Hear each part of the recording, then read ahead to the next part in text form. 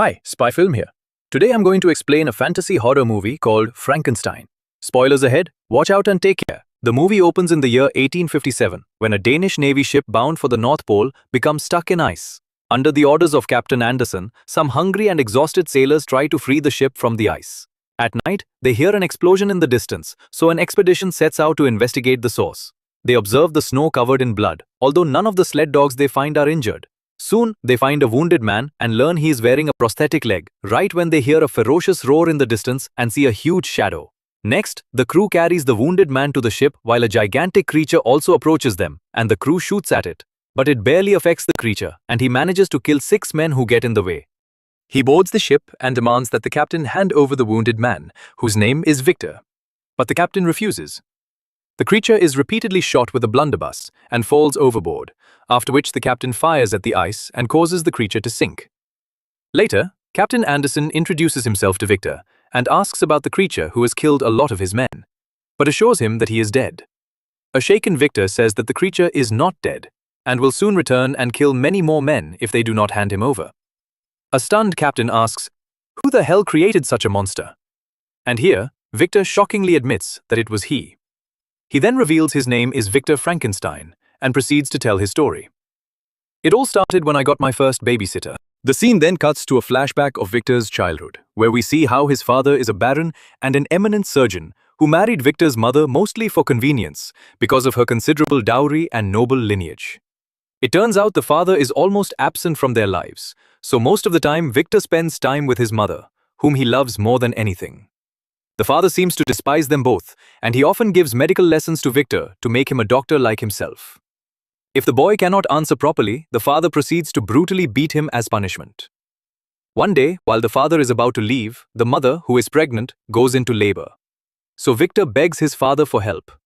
The man rushes to process the delivery, and the mother gives birth to a healthy boy, but unfortunately, she dies in the process. This leaves Victor devastated, as his mother was all he had in the world, and he struggles to cope with the grief. To make matters worse, the father seems to love the new child, William, and raises him with love and affection. Meanwhile, Victor is so affected by his mother's death that he decides he will defeat death one day and become much more knowledgeable than his father. Sometime later, the Frankenstein family experiences a downfall, losing most of their assets except for an estate. Victor's father also soon passes away, after which William is sent to Vienna, while Victor heads to London and then to Edinburgh, where he tries to expand the narrow confines of the academic world. The scene then cuts to 1855, where Victor stands before the disciplinary court of the Royal College of Medicine. He says that while humans cannot control birth, they may one day be able to control death. He shows the body of a shopkeeper who had been given to him shortly after death. The brain is exposed but still functional, including the spinal cord and vagus nerves. He has attached the arm of a carpenter with muscles, ligaments, and nerves connected. He then applies an electric current to each side, causing sudden spasms and movement. And the corpse even seems to groan. Oh yeah, Victor. However, the disciplinary committee states that this is a circus act, and they consider it an abomination, believing that it is God who gives life and takes it away. Victor is expelled from the academy. However, a man who has been observing all of this approaches him afterward. He introduces himself as Heinrich Harlander and reveals that his niece, Elizabeth, is getting married to Victor's brother, William. Harlander asks him if he truly believes he will be able to reconstruct a man and bring a completely new body to life. Victor says yes, after which Harlander explains that in 3 days they will meet with William and Elizabeth, and that day will change his destiny, as he will show them something extraordinary. Days later, Victor meets Harlander, who shows him 4 anatomical plates with detailed drawings of nerves, veins, and arteries from dead bodies. He then reveals a 5th plate, made of real flesh attached to wood. It comes from a skinned corpse preserved with resin, showing deeper parts of the body, including the area around the heart. Harlander says this could lead to healing, regeneration, and even eternal life. Victor agrees it may be possible. So Harlander offers him unlimited support and resources for his research, but doesn't reveal his motive behind it. Just then, William and Elizabeth arrive, and the brothers are excited to be reunited after a long time. They all sit down for a meal together, but the mood soon turns tense when Elizabeth calls Victor foolish for his bizarre experiment. A few days later, Victor travels with his brother and Harlander to a remote place where there is a tower built as a water filtration plant to irrigate the fields. Victor now has everything he needs. including a pure silver lightning rod and strong bodies of men who are about to be executed. Later, in a street market, he comes across Elizabeth, so he follows her to the church and sees that she's going to confession. He sneaks into the confessional, pretends to be a priest, and speaks to her. During this, Elizabeth speaks badly about her fiancé's brother, saying he is a grotesque man who tries to manipulate everything and everyone around him. That, however, it turns out to be a joke, as Elizabeth had already seen him following her. "Guess I probably shouldn't have confessed to the necrophilia thing then," says Victor. The two then go out to eat, and they even dance together, leading to them having a great time. In the following days, Victor sets up his workshop and asks William to supervise everything, while he returns to the city and continues seeing Elizabeth, during which time he starts developing feelings for her. One day, Hollander informs Victor that in a week there will be a nearby battle with many mangled bodies.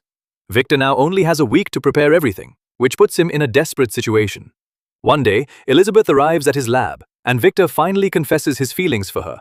But Elizabeth makes it clear she had already chosen William and runs away. As Hollander indicated, a battle takes place very close by, causing numerous corpses to lie in the snow. Victor focuses on those that are still well preserved, especially tall bodies with long limbs and intact heads. He takes them back to the lab, where he dissects and rebuilds a body using selected parts, discarding the rest. One day, while the two are alone in the tower, Victor learns that Hollander is sick with syphilis and takes mercury for it. It turns out that this is the reason Hollander is funding the research, as he wants his brain to be placed into a new, perfect body so that he can live longer. Hearing this, Victor is horrified and refuses. "I can cure a dick of death, but not syphilis," which leads to a huge argument between them. Victor climbs to the top of the tower, where he places the lightning rod, while Hollander offers to give him everything he wants, including even Elizabeth, but Victor still refuses. Desperate, Hollander takes an important lightning rod essential for the experiment, so Victor tries to take it back. During the struggle, Hollander slips from a shaft, and, even though Victor tries to save him, the old man eventually dies. Victor is horrified, but he moves the body and collects the lightning rod, which he places on the creature's head. Soon, a huge lightning strike hits. But despite this, the creation does not reanimate, so Victor believes he has failed and goes to bed. The next day, Victor is woken up by strange noises, and his eyes widen in shock when he sees the creature alive in front of him. This fills him with excitement, and he introduces himself, after which the creature also repeats his name. Victor teaches the creature to walk, and upon noticing that he is very strong, Victor decides to tie him up with chains. Weeks pass, and the creature shows great strength, but there is no change in his language, and he does not say anything beyond Victor. One day, he accidentally cuts himself with a razor, and Victor is shocked to see how his wound instantly heals. Over time, he becomes frustrated by the creature's lack of intelligence and starts to feel that he may have made a mistake. Days later, William and Elizabeth arrive at the tower and ask about Hollander. Victor tells them that he'll be back in a few days and tries to act normal. While the brothers are busy, Elizabeth hears noises from the basement, so she goes to investigate and is shocked to find the creature. She is fascinated by him, and he is also stunned, as he has never seen a woman before. She then shows him her face and lets him see her delicate hands while she inspects his scars. "Do you know how I got these scars?" Later, Elizabeth confronts Victor about the strange man in the basement. So he explains to her and William that this is his creation. He explains that the creature is strong and aggressive, so he is chained up for the safety of everyone. That evening, Elizabeth again arrives at the basement to meet the creature, during which he gives her a leaf as a gift. She says his name and asks him to repeat it, and he does so, but only after she leaves. Later, Victor becomes jealous that Elizabeth went to see him again, and tells her she should not approach him as he does not have intelligence. But she believes that his spirit may be purer than the common man, and says that she saw pain in his eyes, which is proof of intelligence. Later, Victor goes to see the creature and tries to teach him things, but when the creature does not respond, Victor begins brutally hitting him like his father used to do to him. In the end, the creature becomes so angry that he grabs the rod and brutally bends it, which scares Victor. He then goes to see William and says that the creature is so dangerous that he killed Hollander, and even shows the dead body. William is shocked, while Victor says he does not want Elizabeth to know this, so he begs his brother to take her away. The next day, William says they must leave immediately for Vienna for some work, and takes Elizabeth away from there. After they leave, Victor decides to destroy the whole tower, so he pours gasoline everywhere and prepares to burn it down. Elsewhere, Elizabeth tells William that she has a terrible feeling and asks him to turn the carriage around. Meanwhile, Victor sets the tower on fire while the creature cries for help and repeatedly says, "Victor." When Victor goes outside, he suddenly feels guilty and decides to go back.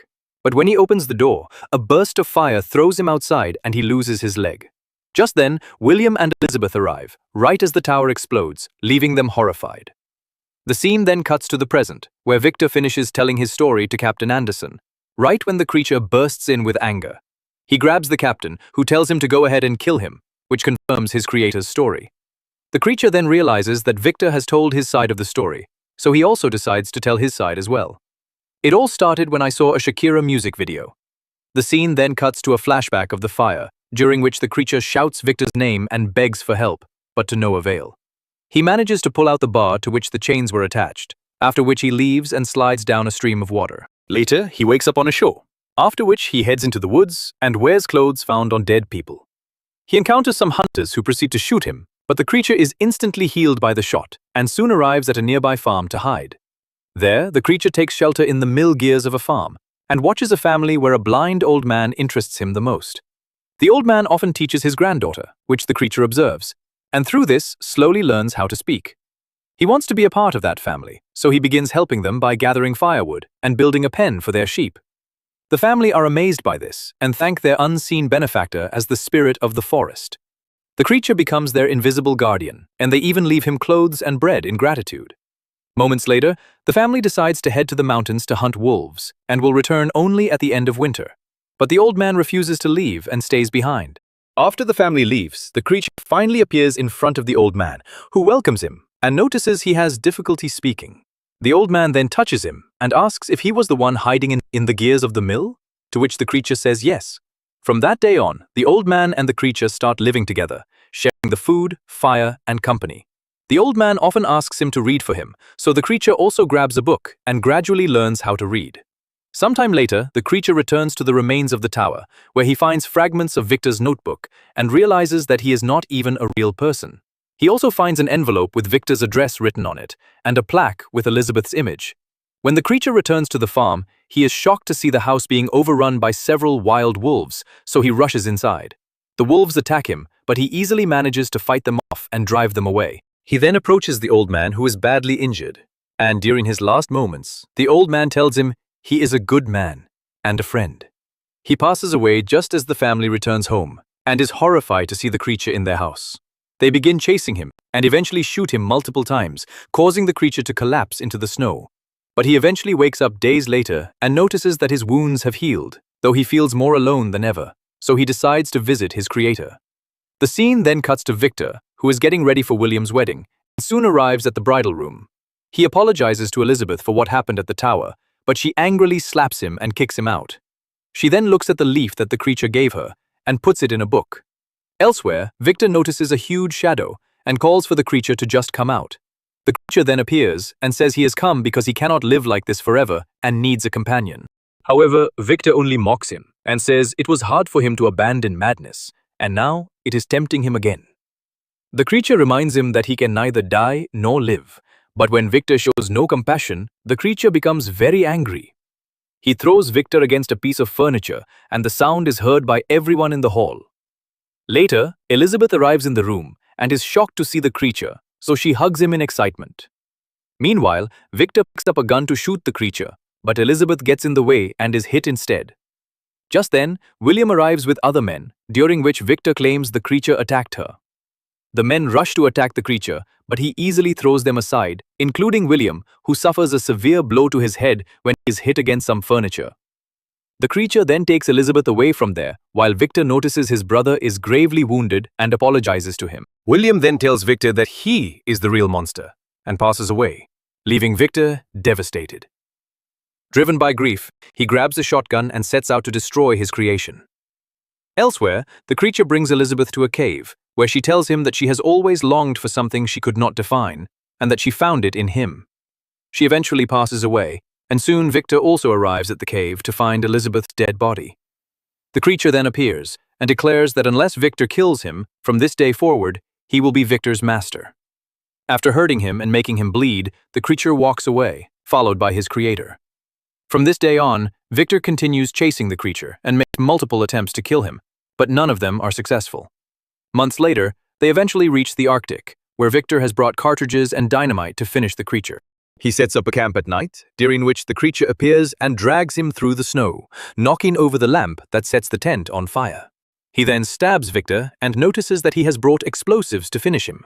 But the creature is not afraid of death, so he himself lights the cartridge and hopes this process will finally kill him.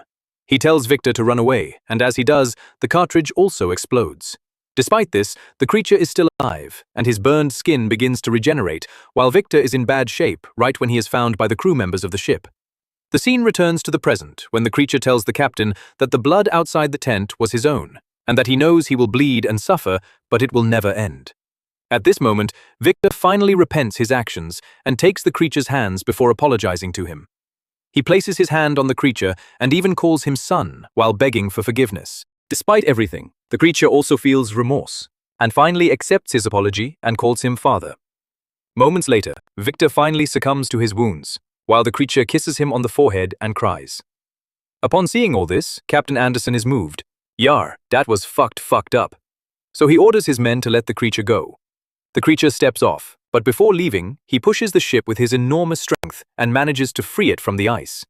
This excites everyone, and the captain announces that they are returning home, which is met with applause from the entire crew. The movie then ends with the creature gazing toward the sunset as tears flow from his eyes.